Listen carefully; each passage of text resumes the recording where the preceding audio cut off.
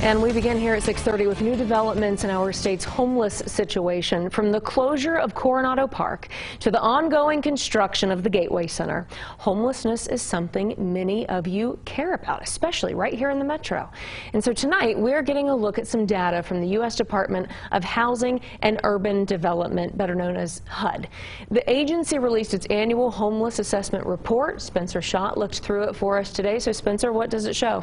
Well, Tessa, for the last 2 years, the number of the homeless population in New Mexico has actually gone down, but there is still a lot of work to do when addressing this issue.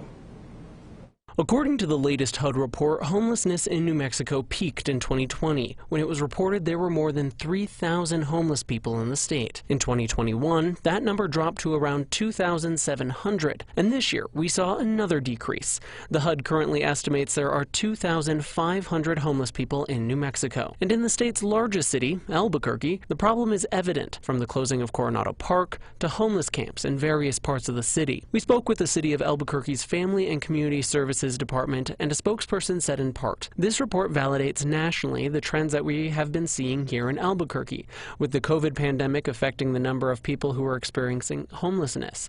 We know the point-in-time count for the HUD report is always an undercount, and the pandemic is also affecting our ability to conduct an accurate count." While the number of homeless continue to drop, the HUD report shows so have the number of beds available in the state. The city of Albuquerque says that decrease, for the city at least, is because multiple nonprofits had to reduce their capacity due to COVID restrictions and staffing issues.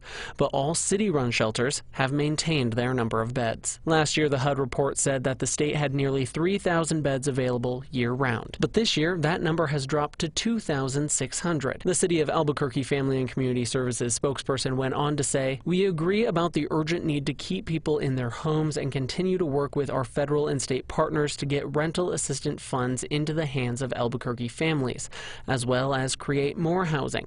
Our investments in street outreach and permanent supportive housing vouchers aim to reduce chronic homelessness." Now the city adds when the Gateway Center opens up next year, that will also create more beds and resources for our homeless population. Back to you. All right.